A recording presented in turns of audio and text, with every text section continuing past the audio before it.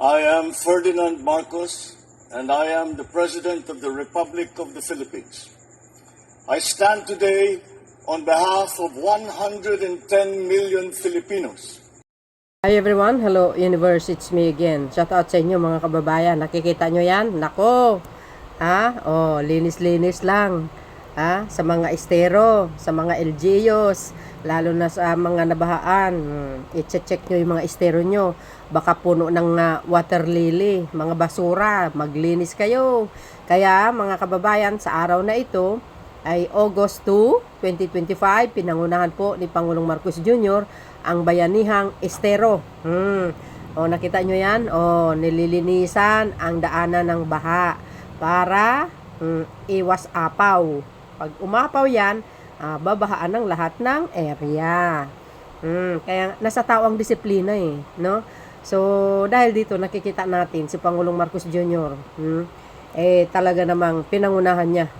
'Di ba? Kaya bawal tamad. Maglinis kayo mga beswa.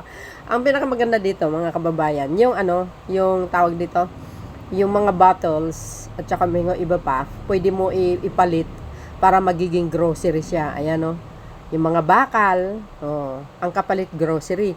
Parang tulad sa SM Cares, Trust to Cash, mayroon akong upload video dyan na short. Yan din ang ginawa ngayon dyan sa Pasig. 'Di ba? Yan. Yan ang activities niya ngayong araw. Umiikot ang Pangulo, pinangunahan ng paglilinis sa Bayanihang Estero, and not only the Pasig Pasig area, but all over the Metro Manila. Naku po. Ayan ang Pangulo. Sabi sa inyo ayaw niyo nakapo sa Malacanang. Sabi dito, basahin ko Sabi dito, bilang bahagi ng patuloy na aksyon kontra baha, nakaisa si Pangulong Ferdinand R. Marcos Jr. sa paglulunsad ng bayanihan sa estero ng MMDA sa Ilugin, River Pasig City, isa sa 23 priority esteros na tinutukan para 2025. Sa kanilang talumpati, binigyan diin ng Pangulo ang kahalagahan ng sama-samang paglilinis ng mga daluyan ng tubig. Hinikayat niya ang MMDA, iba ang national government, agencies, local governments units at mga volunteer group na magtulungan upang matiyak ang tagumpay ng programa. Di kayo naloka. Sabi sa inyo, bawal tamad. Mga LGUs, trabaho lang, walang personalan. So, para kumpleto detalyado mga kababayan, panoorin niyo po ito. See you again guys. Eto na. His Excellency Ferdinand R. Marcos Jr.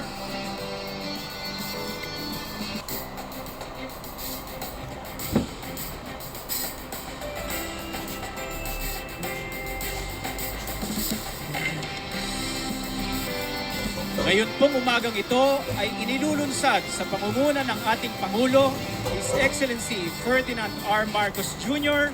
ang Bayanihan sa Estero. Malinis na estero, pamayanan protektado.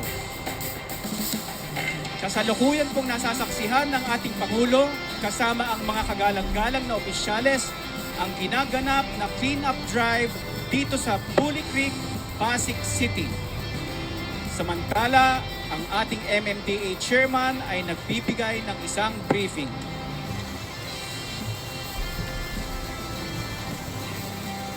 Kasama po sa clean-up drive na ito ang ating mga butihing kasapi mula sa iba't ibang government agencies at non-government at civic organizations mula sa Armed Forces of the Philippines, Lucio Tan Group, ang Freemasonry, Hunter Reserve Officers Training Corps, Grab, ang CAS, Move It, Joyride, InDrive, Knights of Rizal at Apo Fraternity. Atin pong nasasaksihan ang pangongolekta ng mga water hyacinth o water lily at iba pang mga solid waste mula sa Ilugin River o Bulik Creek. Ang mga nakolektang iba't ibang solid wastes ay dadalhin sa mga processing facilities upang makagawa ng iba't ibang mga byproducts.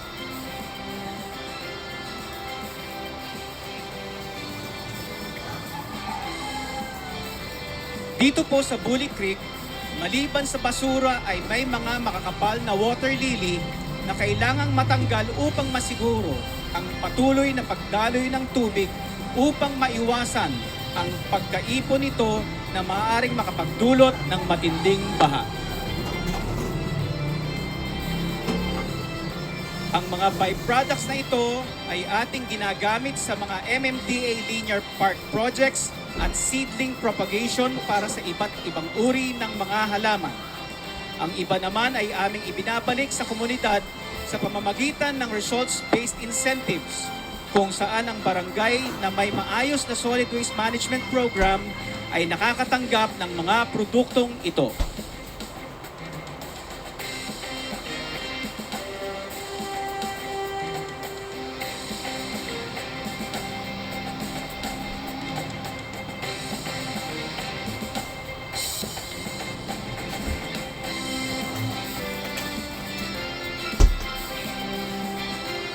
Ang process flow po ng byproducts from water hyacinth to lily pods and charcoal brisket ay ang mga sumusunod.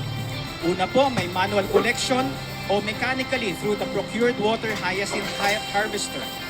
Sunod po dito, ang nakolektang mga materyales ay magkakaroon po ng segregation mula sa roots, stalks, and leaves.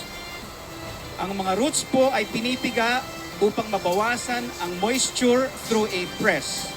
Habang ang mga stalks naman po ay ini-strip through a fiber extractor machine. All materials are then air-dried in the greenhouse, but in case meron pong ulan, meron naman po tayong electric dryer na ginagamit. The processing of materials is then carried out with the use of machinery. Sa dried roots po, ito po ay carbonized, pulverized, mixed with dried coconut husk and cassava starch to bind the materials, and the mixture is placed in a briquetting machine to be molded into charcoal form. Panghuli, ang final products po ay ini-air dry. Ang dried fiber products ay placed in a molder bound with the use of wood glue diluted in water. The final products are air dried and the dried leaves are composted. Ang byproducts po ay distributed to different stakeholders for use in parks, community gardens, and nurseries.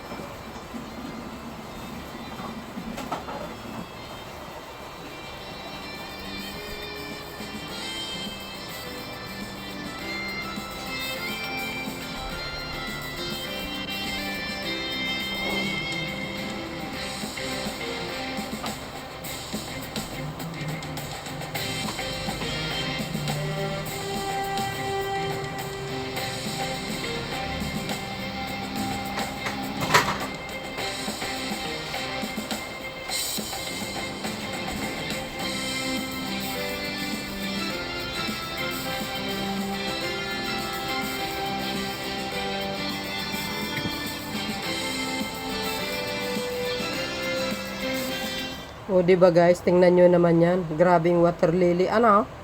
Oh, ayan na naman ang Pangulong Marcos Jr. Pinangunahan na naman niya ang paglilinis. Sabi sa inyo eh. Kailangan talaga ang laging utos ng Pangulo. Kasi, mga kababayan, pag hindi mo bakbakin ang mga yan, hindi kikilos. O, kaya ang Pangulo, laging nakamonitor. Sinasabi ko sa inyo, oh, may walis, kompleto. Oh, o yan o, karatela, pala. O ano na lang ang iniisip ng Pangulo, ano, supposed to be, ano yan eh, trabaho po ng LGUs yan. Ha? Not the president, pero sabi ko nga, pag hindi mo sila bakbakin, ha? Or pangunahan, ayan, hindi kikilos. Iba talaga pag ama. Ganon yun, di ba? Pag ama ka ng tahanan. Ganyan eh. Kasi pag hindi mo pangunahan yung mga anak mo, lalo't pag hindi kumikilos, ay, pangunahan mo na. Kasi pag gumalaw ang ama, lahat gagalaw. Diyan ko po ang hinahambing yung isang ama ng tahanan. Eh, siyempre, ama ng bansa, ama ng mamamayang Pilipino yan, kaya lang, pangunahan niya. O, ayan, inumpisahan. Oh, di ba? Ang lawak niyan, guys. Bawal tamad. Kailangan linis. Oh, di ba? Social. Oh, shout out sa inyo mga kababayan. Hello. Sa mga Marcos Luilis, it's me again. Hello, universe. Oh, kasama ang mga sekretary niya. Bawal tamad. Ang mga nakolektang water hyacinth o water lily ay maaari pong makabuo ng mga lily pots at charcoal briquettes.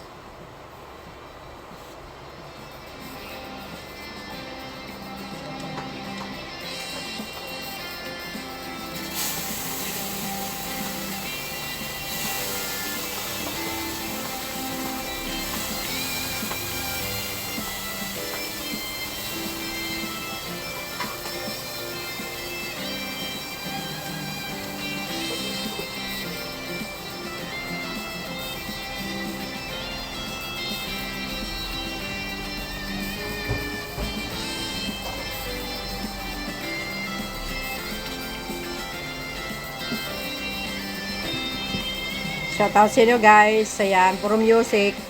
Walang boses. Kasama, nandyan po ang mayor ng Pasig, si Vic Soto. Oh, hindi, Vico Soto pala. Ayan, shoutout sa mga taga-Pasig. Kasama po ang DPWH, sino ba yan? Si dating DOE, Secretary Lotela. Hindi ko alam kung anong posisyon niya ngayon guys, ha? Ayan, oh. Yan si Pangulong Marcos Jr., laging buntot yung mga sekretary niya. Oo, di ba? Actually guys, mga sekretary niya, talagang masisipag sila. Paano hindi ka magsipag? Yung boss mo nga, masipag eh. Ikaw pa kaya? Atin pong masasaksihan ang mga residente mula sa Barangay Pinagbuhatan, Pasig City, ang pagpapalit ng mga nakuha nilang mga recyclable solid waste sa mga iba't ibang basic commodities tulad ng noodles, delata, bigas, sabong panlaba, at iba pa. Ito po ay sa ilalim ng Recyclable Mo, Palit Grocery Ko program. Ay wow guys! Parang yung isang video na in-upload ko, yan din ang ginawa ng SM. Trash to cash. Ay maganda ito guys. Naku, maganda ito mga bes. Oh, ayan. Panibagong As program. part of the community-based solid waste management initiatives of the MMDA, we have implemented the Mobile Materials Recovery Facility Project, or also known as the Recyclable Mo Palit Grocery Co program. Ay wow. Meron po ditong project orientation and distribution of passbooks. Predetermined barangays are first gathered for introduction of the project and discussion of the exchange mechanisms, where the passbooks for recording points are also distributed to enjoined residents. The scheduling and determination of collection point. The MMDA, together with the barangay executives, agree on a schedule and area for collection of recyclables. Oh, ayan. Points are provided to the residents depending on the recyclables surrendered, which will be recorded in their passbooks. Below would be the corresponding point system. Ay, magandang programa to guys. Hala mga bes, magandang programa ito. For the grocery distribution, depending on how many points were gathered, the participating residents may exchange these points for goods. Recyclables are then brought to partner recycling centers for processing and upcycling. Ay, sosyal. Yung mga basura nyo. O, ang kapalit grocery. Mga bottles, mga karton. O ano pa. Ay, maganda ito. Dapat ito sa ibang LGU, sa iba't ibang lugar ng Pilipinas, ganyan dapat. Para na sa ganun, makaiwas sa mga basura. O, di ba? Mag-iipon ka ng bottles, tapos ipagpalit mo, grocery ang kapalit. Ay, maganda ito. O, tingnan nyo na naman guys, yung mga ganyang klaseng pag-iisip, ano? Ang laki ng, maitutulong yan. Pwede nakapag-grocery ka pa. Wow. Ayan, oh. Sabi sa inyo, Pinangunahan niya yung maglilinis eh. Bawal tamad. Oh, mga bes, taga Pasig, shout out. Maganda ito, oh. Tingnan niyo naman. Oy, gusto ko yung Sa puntong ito, kasalukuyang nasasaksihan ng ating mahal na Pangulo ang mga nagaganap na sabayang clean-up drive sa iba't ibang lugar, gaya ng Catmon Creek sa Malabon City. Kaway-kaway po mula sa Catmon Creek. Magandang umaga po, mahal na Pangulo! Mula naman po sa Pinagsama Creek sa Uy, Taguig ayan na. City. Ay! Kamusta po sa Pinagsama Creek? Ayan. Mula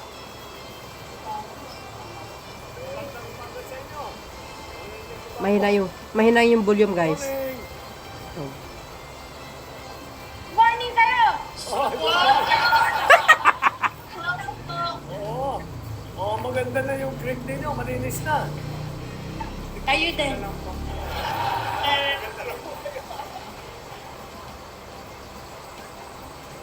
Oh, di ba? Kaya, Tapos, Jesus Maria Joseph, guys. pinagsama yun. Tatong pinagbuhata, nandito tayo. Mahina yung volume, mga bes, mahinang volume. Oh, hindi lang pala sa Pasig, buong ano pala yan, buong Maynila. Oh, linis-linis para iwas baha. Ayan ang sinasabi.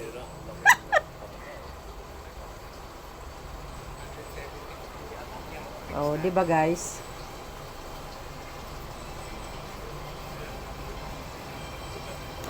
Yung, tupad ito.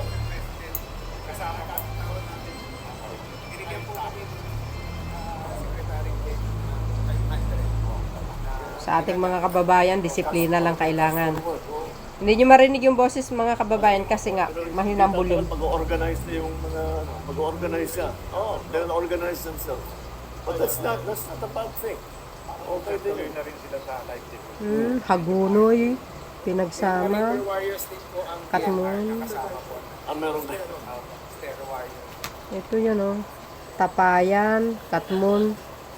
Ayan, oh. Wow. Pag nag... So, marami lang nakapunta sa Hagonoy. Sa Hagonoy. Bulacan yan, ma. Di ba? Dito lang po kasi pag maliliit, ito po yung challenge natin. Pag maliit, hindi masyado maabot ng equipment. So, ang ginagawa, itinatap. Pasasalukin ako.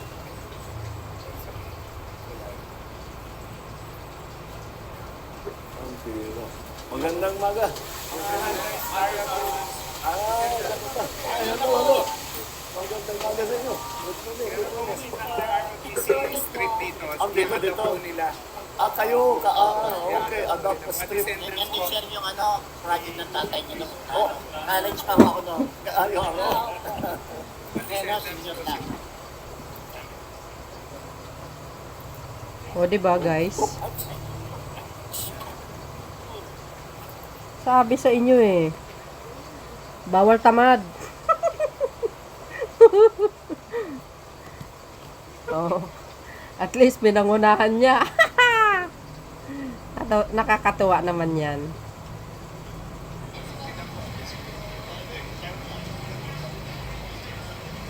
Oh, tingnan nyo si Pangulong Marcos Jr. Sino ang ipapareho nyo dyan sa ganyang mga magagandang idea? Wala, siya lang. Sabi sa inyo eh. Sinsya na mga beswa kasi walang audio, oh. Mahina lang talaga. Akala ko Pasig lang. Yung pala buong Maynila yan, Metro Manila. Oh, pag nagkakaisa, ganun ang resulta. Linis. Maglilinis kayong lahat. Utos ng tatay nyo. Galing, no? Pero ang maganda dito, yung mga basura, yung mga bottles, pwedeng ibibinta.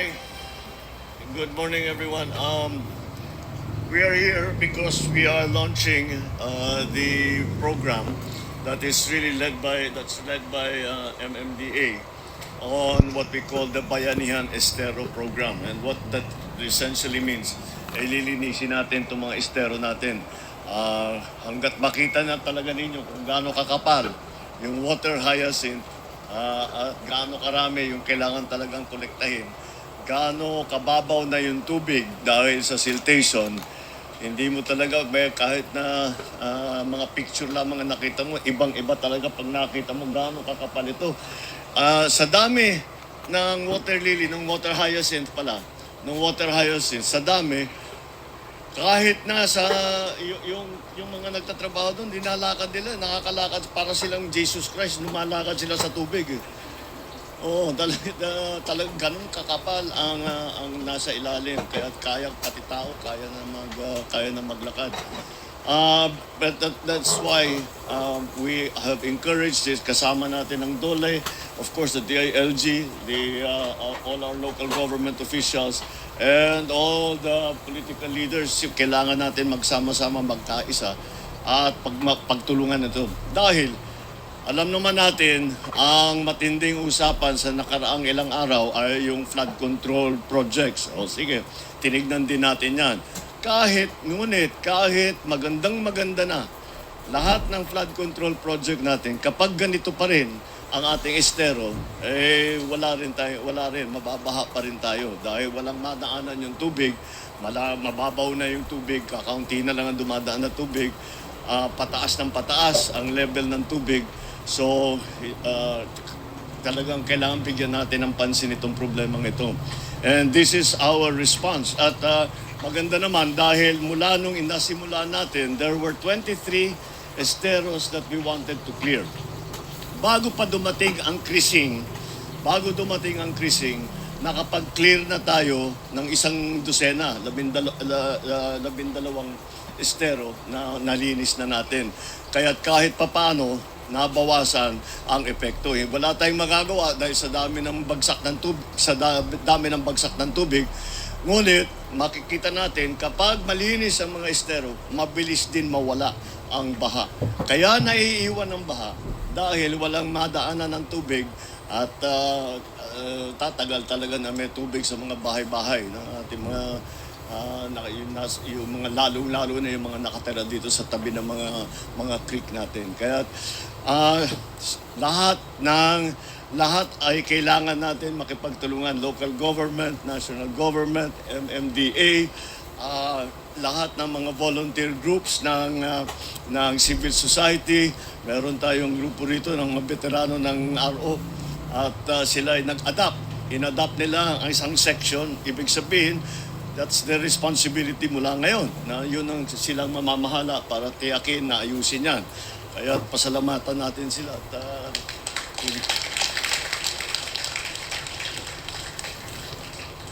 tama yan. Magandang alimbawa sa atin yan. Bawal mag-retire. Hindi talaga bawal ang mag-retire dito. Kaya sana naman yung ibang grupo, other civil groups will do the same. And adopt a certain section at sila ang mamamahala sa paglinis na at pagtiyak na may dinadaanan yung tubig. Kasabay nitong paglinis, meron din desiltation dahil talagang tumataas ang tubig, mababaw na yung tubig dahil sa siltation. At wala din tayong choice dun. Kaya hanggang sa watershed development kasama dito sa solusyon na ito. Dahil yung watershed kung saan nanggagaling yung tubig, pagka maraming puno, hindi nadadala yung lupa. Hindi magsisilt ng ganito. Kapag maraming puno. Kaya kasama sa watershed development na magtatanim tayo ng puno para hindi madala ng tubig yung lupa na dinadala dito sa mga creek natin hanggat maging mababaw na mababaw kaya nagkakabaha. Kaya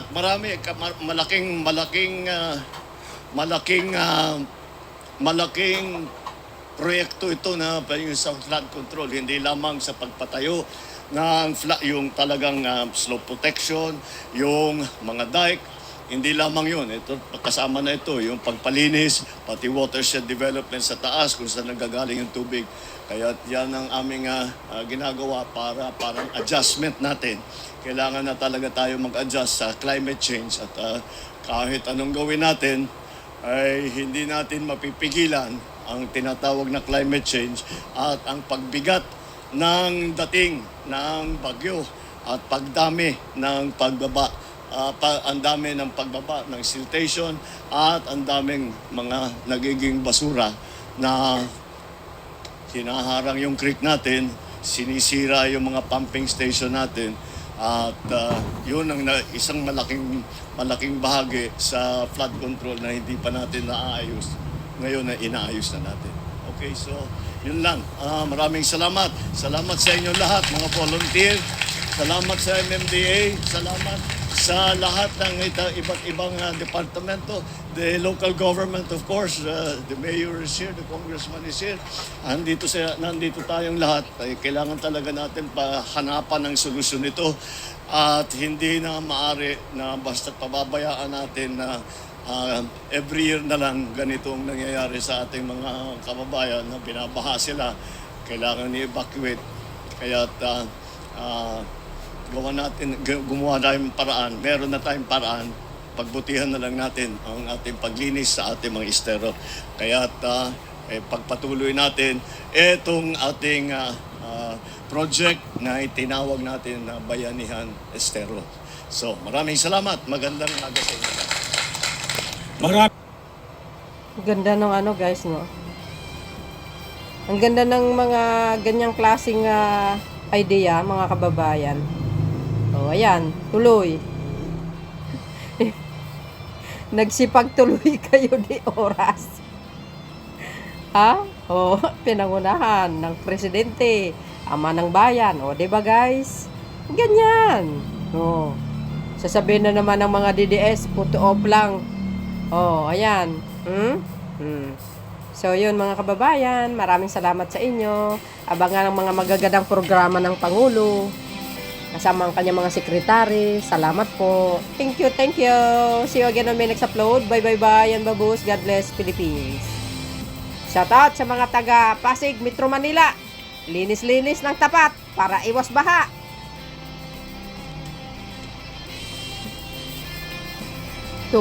Ako mga kababayan, tuwang-tuwa ako talaga.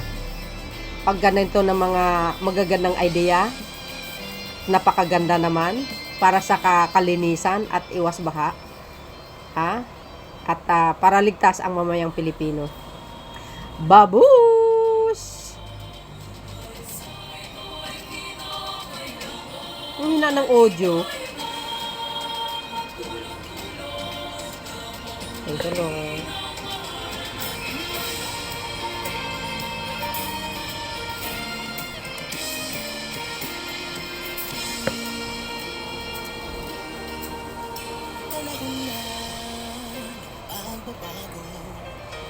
Muli po mga kababayan, ang Pangulo ng Republika ng Pilipinas, His Excellency Ferdinand R. Marcos Jr.